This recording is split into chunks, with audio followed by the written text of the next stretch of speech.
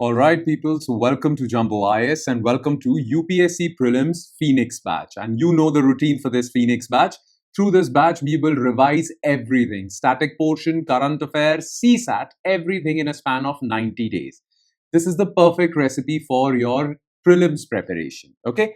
Plus along with this, we are going to practice more than 7,000 MCQs. But the condition is that you have to follow the routine that we have given you, the daily targets, weekly targets, monthly targets.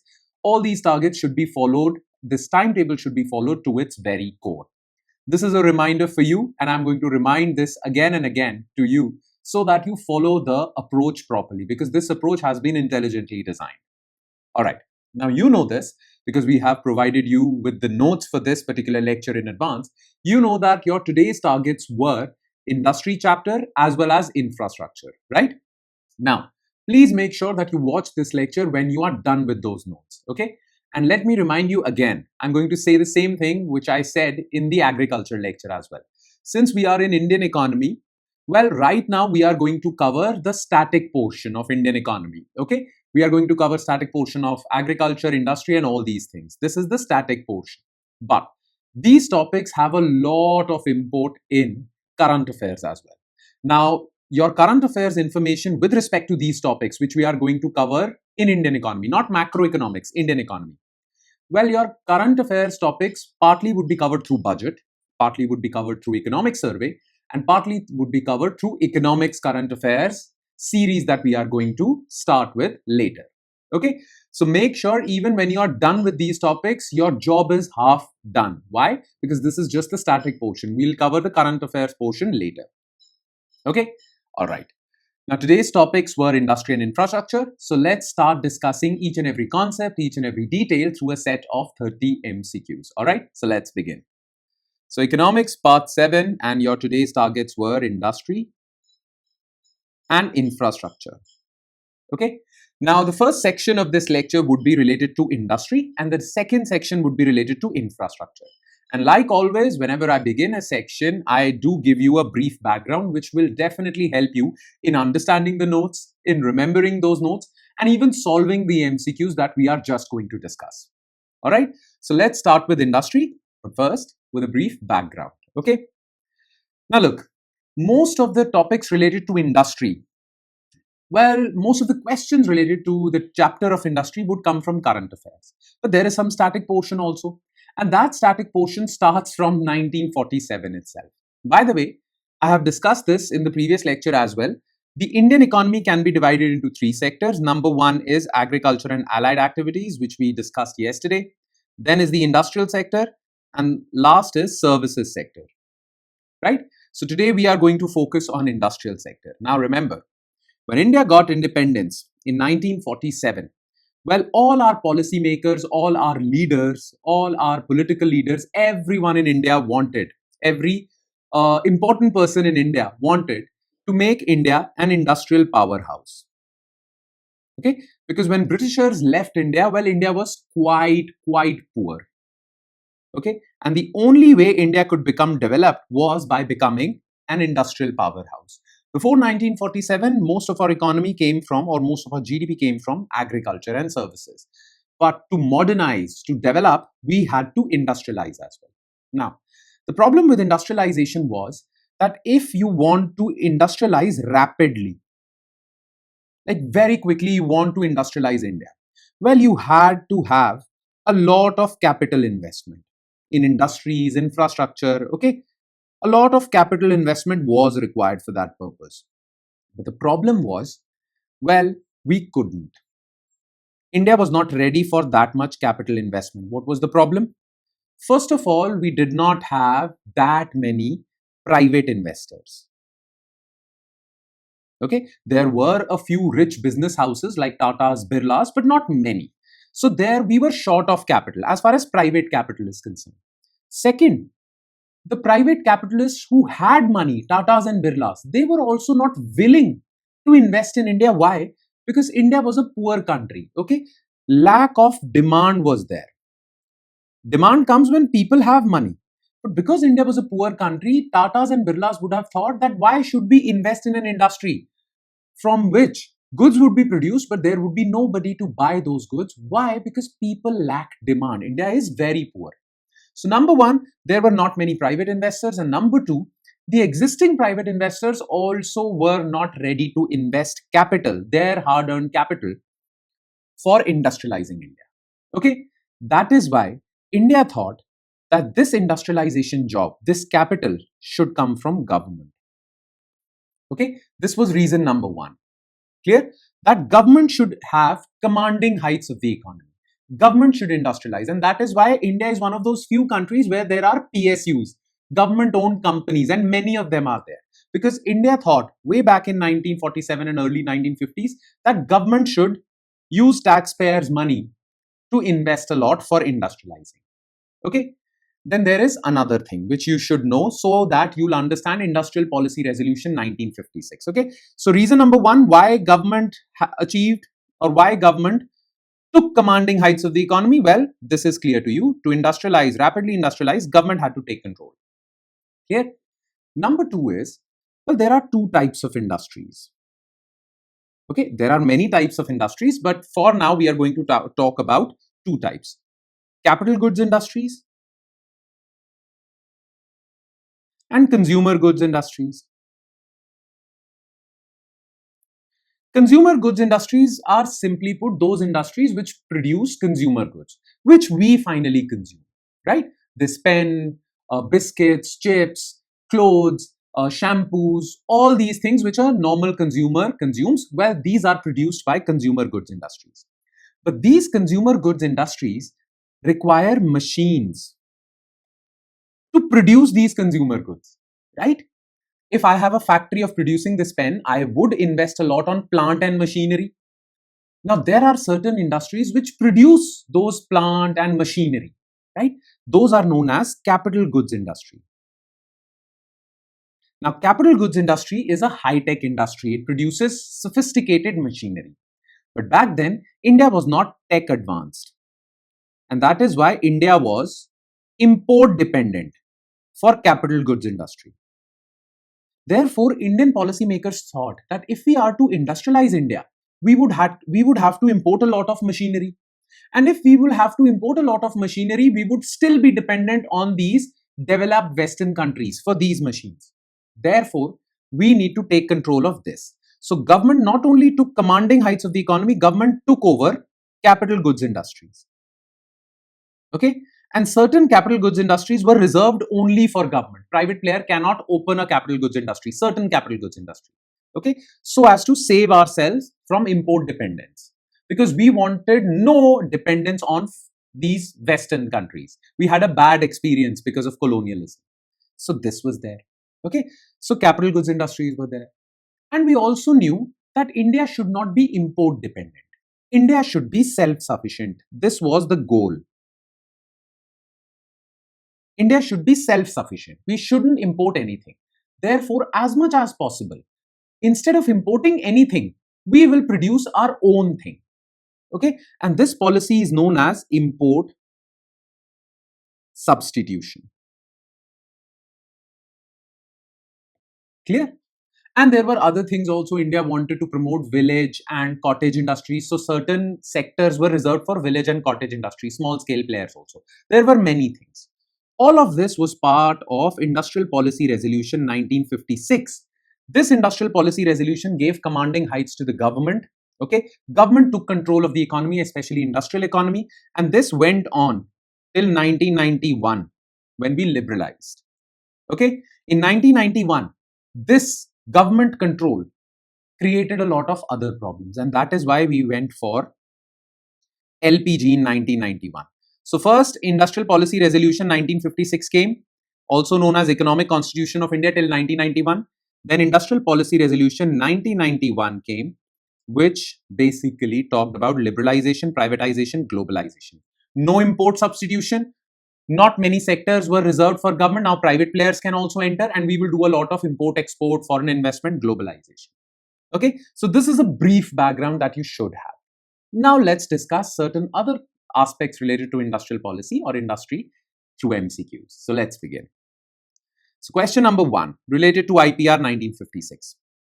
So with reference to IPR 1956, consider the following statements. It sought to implement a socialistic pattern of society by preventing the concentration of economic power in government private hands. Schedule B industries were strictly reserved for the state with no role permitted for private sector. The policy introduced import substitution strategy to protect nascent domestic industries. Okay. Now listen to me very carefully. The thing is that, well, industrial policy resolution gave commanding heights to the government, okay, and it divided various industries into 3 schedules. Industries in Schedule A would be exclusively reserved for the government. No private industry can be set up in these areas like coal, railways, many other industries were there. Then there were Schedule B industries. In that, already existing private players would continue, like steel was in this. Tata Steel was already there. But progressively, government would increase control. So in Schedule B, private players were there.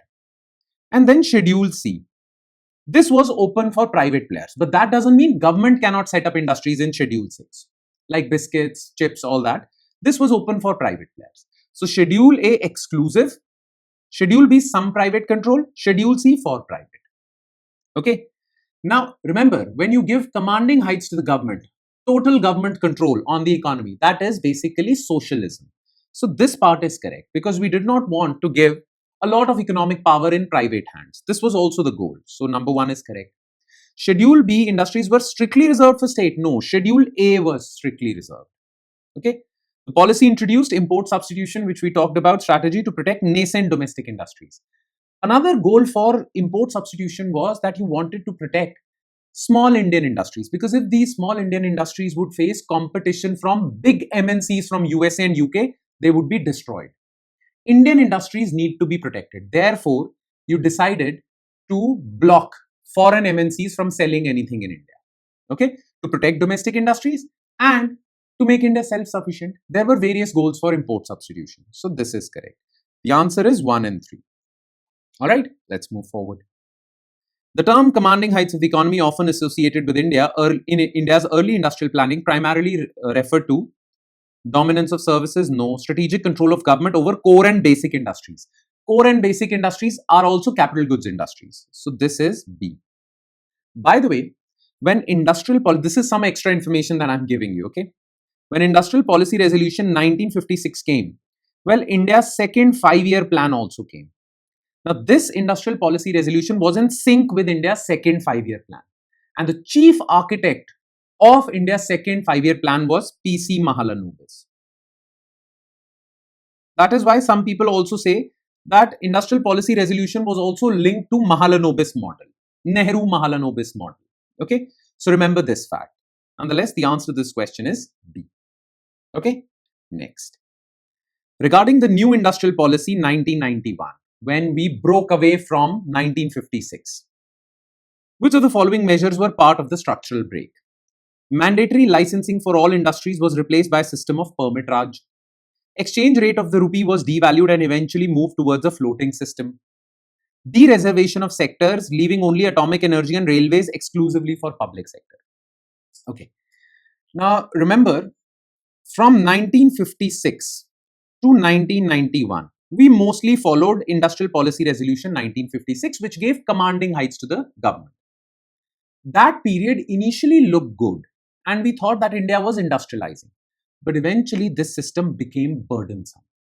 Because under this system, there was a particular thing going on, which is popularly known as license, permit, and quota raj.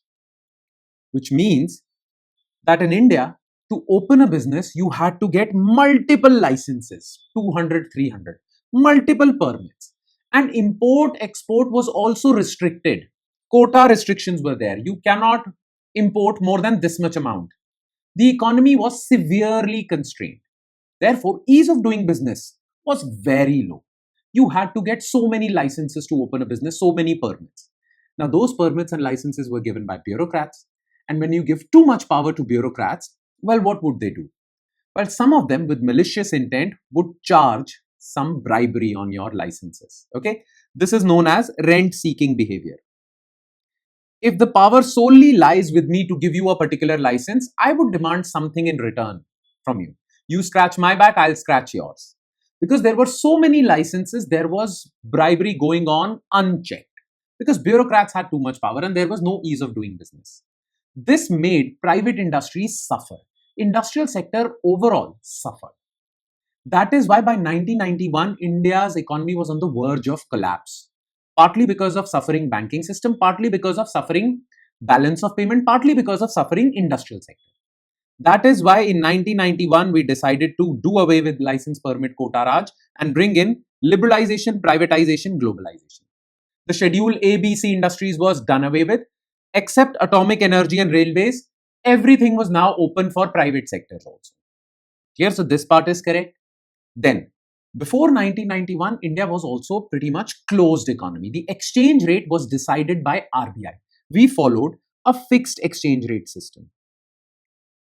Therefore, through 1991, first we devalued our rupee from 30 to 35 to 50, and then we made it floating. Now you know floating and fixed exchange rate. So we shifted to managed floating. This was also there. Mandatory licensing for all industries was replaced by a system of permit Raj. Absolutely not. No permits, no licenses. So the answer to this question would be B. All right. Next. Consider the following statements regarding index of industrial production. It is a monthly indicator that tracks the physical volume of production with 2011-12 as the base year. In the sectoral classification, manufacturing holds a weightage of more than 75%. In the use-based classification, primary goods have a higher weightage than consumer durables and non-durables. So, index of industrial production basically measures the volume of production that your industrial sector produces. If your industrial sector is producing too many goods, well, IIP will rise. If it is not, then IIP will fall. Okay. Now, IIP is also calculated like CPI only. Okay. And it is also a monthly indicator calculated by, well, Ministry of Statistics. Okay. Now, this part is correct. Then, all the industries whose volume of production is measured under IIP can be categorized into categories. First category is sectoral classification. So all the industries are categorized into three categories: manufacturing. So certain sectors or certain industries belong to manufacturing sector. Then certain belong to mining and quarrying. Okay. And then certain belong to electricity and other public utilities. Okay. Manufacturing sector has the highest weightage, more than 75. This is also correct. Okay. In the use-based classification, then you can classify industries on use case basis. So that is also given in your notes. Primary goods, okay, consumer durables, intermediate goods, all these classification is there. Primary goods have a higher weightage. This is also correct. The answer would be D. Okay. Next. With reference to micro, small and medium enterprises, consider the following. The revised classification 2020 removed the distinction between manufacturing and services enterprises. Small enterprise is defined as having an investment up to 10 crore and turnover up to 50 crore. Okay. MSME sector contributes approximately 45% to India's total exports. Which of the statements given above are correct? Now listen to me very carefully. Third statement is absolutely correct. 45% of your exports come from MSME. This part is correct. Now remember, I shared this in WhatsApp groups as well. Okay. Look, before 2020, MSME sector classification. What do you mean by classification? What is the criteria for an industry to be micro? Then what should be small? Which industry would be called small? Which industry would be called medium? Right? Now this criteria was different for manufacturing industries and services industry. Okay. But in 2020, this criteria was combined. Now we have single criteria for both manufacturing and services. Okay. Now, in 2020, this criteria was shifted like for micro, there were two criteria. For an industry to be micro, there were two criteria. Okay. For every classification, there are two criteria to basically classify industries. Okay. One is investment in plant and machinery. How much you have invested in your factory, and then your turnover, annual turnover. Okay. So for micro, investment was 1 crore and turnover was 10 crore. For small, it was 10 crore and 50 crore. And for medium, this was 50 and 250, something like this. Okay. Now this went on for quite some time, but recently even this has been revised. Okay. So let me give you the revised criteria now. Okay. So if a question comes in your exams, you will use this criteria because this 2020 criteria is old now. Okay. So for micro, well, investment in plant and machinery is 2.5 crores. Okay. And this is 10 crore. Then for small, this is 25 crore and turnover is 100 crore. For medium, it is shared with you also. This is 125 crore and this is 500 crore. Okay. So this is this classification now. Now let's come to this. So third statement is correct. Yes, first statement is also correct. Small enterprise is defined as having an investment up to 10 crore and turnover up to 50 crore. This is no longer true. Now it is 25 crore and 100 crore. So by this logic, by the recent criteria, second statement becomes untrue. Otherwise, if you would have followed 2020 classification, then this would have been correct. So the answer to this question now with the revised criteria would be C. All right. Next. Which of the following best describes fiscal multiplier effect often attributed to manufacturing sector? Now listen to me very carefully. Whenever you hear the term fiscal, fiscal means it has to do with government, receipt or expenditure. Now, if you know this fact, you can easily solve this MCQ. But I'm going to elaborate more on this MCQ. But just the knowledge of this fact alone, that fiscal means government expenditure and receipts, you would be able to solve this MCQ. For example, well, the ratio of change in national income from change in government spending. This is government spending. This can be true. Rate at which commercial banks deposits? No. Tax revenue resulting from a decrease in corporate tax rates? This can be, but it is not true. Total value of exports minus total, not at all. Okay. Now, what is fiscal multiplier basically? You see, when government spends 10 rupees, but the economy, GDP increases by 50 rupees, we will say that our fiscal multiplier is 5. So when government invests this much, but GDP increases by this much, by how many times the GDP increases? Okay, this is fiscal multiplier, and fiscal multiplier is pretty high for manufacturing sector, which means if government invests in manufacturing sector, 100 crore rupees in manufacturing sector, it will improve your GDP by 500 crore. Fiscal multiplier for services sector is low. For agriculture is also low, but for manufacturing sector, it's pretty high. That is why government should invest more in manufacturing sector, and that is why government launches so many schemes. Make in India, PLI scheme, everything. Government's sole focus, I shouldn't say sole, but a big focus is on manufacturing sector. Make sense? So the answer to this question though is A. Change in national income is GDP only. There is a subtle difference which you already know now. Okay? All right. Next. Regarding special economic zones in India, consider the following statements. SEZs are treated foreign territories for the purpose of trade operations and duties. This is absolutely correct. Okay. Units in SEZs must achieve a positive net foreign exchange within 5 years of starting production. Yes, this is a condition. SEZs were basically created so that industries in these SEZs would export. For promoting exports only, we launched SEZs. And what benefits we are giving them? That for exports, they don't have to give any customs duty. For exports, they don't have to give any export duty. Domestic sales from SEZs units are exempt from custom duty? No. Remember, SEZs are treated as foreign territories for taxation purposes, which means if they are exporting, no tax would be charged. But if they are selling something in India, which is known as domestic tariff area. So like every foreigner has to pay import duty, customs duty, these SEZ units would also have to pay customs duty. Okay. So this is false. By the way, recently in the budget, finance minister proposed that we can give them one-time exemption for customs duty. Okay. Because exporters in India already were suffering from Donald Trump's tariff policy and global disruption. So they were demanding that please allow us to sell in India. Okay. Without paying customs duty. So finance ministry is saying that we can give you one-time exemption. This is known as reverse job scheme or mechanism. Reverse job scheme or mechanism means that SEZ units are exempt from paying customs duty to sell goods in domestic tariff area. Okay. By the way, it is not allowed, but we can give them, it is just proposed that we can give them one-time exemption. Okay, so the answer to this question would be A. Next. PLI scheme, another thing to promote manufacturing. Scheme aims to achieve which of the following? Scaling up domestic manufacturing and reducing import dependence.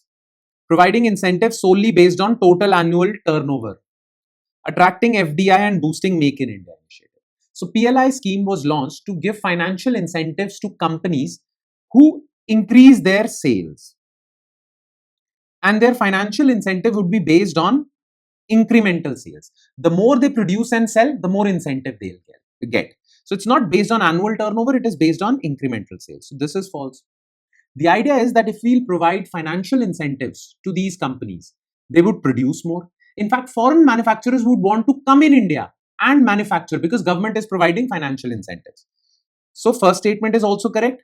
So if things would be manufactured in India, import dependence would reduce.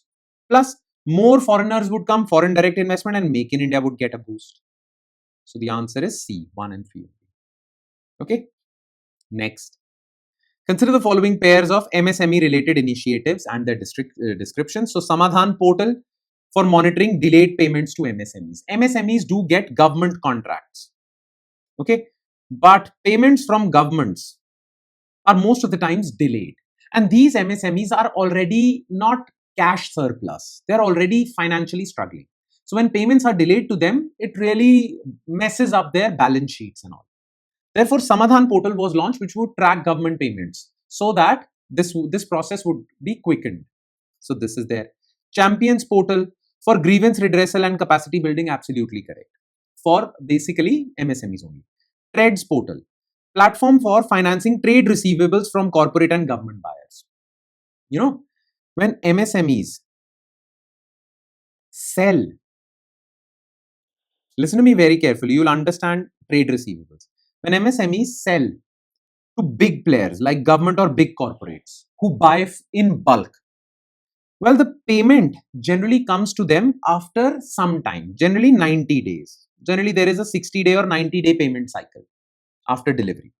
But MSMEs generate a bill, but payment to them is due in 90 days. But like I said, they're already cash sensitive. They can't tolerate these delayed payments. So what option do they have? Well, they will generate a bill. They know that on this bill, they will get this payment after 90 days, but they need the money now. So they will go to a bank, put this bill as collateral and receive a loan so that they can carry on with their business activities. They are not cash strapped. After 90 days, when they'll receive the payment, they'll get some profit and pay the money back. Now, this is known as trade receivables, and government has created a portal for that, where all of this entire process would be smooth. Banks would be empaneled on this trades, and MSMEs can basically avail a loan. Trade discount, bill discounting can be done on this portal. This is also known as factoring. You must have heard these terms, so remember them. Okay, so all three are correct, by the way. Okay, but now you know trade receivables if you already did not know. Okay, next. In the context of 8 core industries, which of the following has the highest weightage? Now remember this. You should remember what are these 8 core industries. You should remember the names of these 8 core industries. So yes, coal is there, electricity is there, steel is there, refinery is there. Then there is cement. Then there is natural gas. Okay. Then there is crude oil. And then there is fertilizers. Okay. There are 8 core industries. Refinery products has the highest weightage. Okay, just remember this fact. Refinery. Answer is D. And one more thing. All these 8 core industries have a combined weightage of 40.27% in index of industrial production. Remember index of industrial production. These 8 industries together have 40.27% weightage in index of industrial production also. That is why they are called core. The economy rests on them. Okay, so remember the names of these sectors. All right. Next. Purchasing Managers Index is a survey-based measure. If PMI for manufacturing sector in India is recorded at 48.5, it indicates. Now remember, Purchasing Managers Index is released for both manufacturing, for services and combined also. Remember, it is also released monthly. Also remember, no government entity releases it. Like IIP is released by Ministry of Statistics, CPI is released by Ministry of Statistics, PMI is released by private entities. IHS market, it's given in your notes. Now, one thing about PMI is that if the score is generally between 0 to 100. But if the score is greater than 50, then that means industrial expansion. If the score is less than 50, then that means industrial contraction. So based on this new knowledge that you have just received, if you already did not know, a contraction in manufacturing sector would be the most apt option. All right, C. Next. What was the primary reason for the adoption of license permit quota Raj in post-independence India? What was the reason behind license permit quota Raj?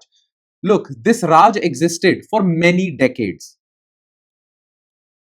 Okay, surely the person who proposed this system must have given reasons for this, right? Though eventually we realize that this is burdensome for our economy, but surely in the beginning, people found it rational. So what was the rationale given behind this? To encourage the entry of foreign multinationals? No, this Raj did not allow foreign players. To ensure that private capital was directed towards luxury goods production? Absolutely not. To prevent concentration of wealth and regulate limited capital resources? Yes. To eliminate the need for any public sector investment? No, in fact, the opposite. So the answer would be C. Okay. Next. This is fairly direct. It's trivia-based question. Small Industries Development Bank, which regulates and which manages MSME sector. Okay. Consider the following. It was established in 1990 as a subsidiary of RBI. It provides both direct finance to MSMEs and indirect finance through banks. It follows a credit plus approach, supporting skill up upgradation and marketing alongside financial help for MSMEs. It provides loans, credit schemes for MSMEs and other skill upgradation help for MSMEs. Basically, the job of SIDBI is to promote MSME sector. Now, remember when SIDBI was established, it was not as a subsidiary of RBI. It was an independent statutory authority. So this is false. The other two options are absolutely correct. Okay. So B. All right. Next. Make in India 2.0 initiative focuses on which of the following pillars? It is a fairly direct question, straight from your notes. All three are correct, by the way. Okay. New mindset. The earlier Make in India mindset, we need to shift that so as to promote manufacturing. New sectors would be opened up for FDI so that more foreign investment comes in these manufacturing sectors. New infrastructure would be created so that it is easy for these manufacturing units to produce, like electricity infrastructure, road infrastructure, transport infrastructure, everything. So all three are correct. And last, CRISI index is used to measure volatility of Indian stock market? No. Business sentiment of micro and small enterprises? Yes. CRISI is basically an index whose score is between 0 to 200, and higher the score, better is the situation of micro and small enterprises. In UPSC, they might confuse you by mentioning MSME. Remember, this CRISI does not take care of medium, only micro and small enterprises. And it basically measures the sentiment that the owners of these enterprises have. Okay, so B. All right.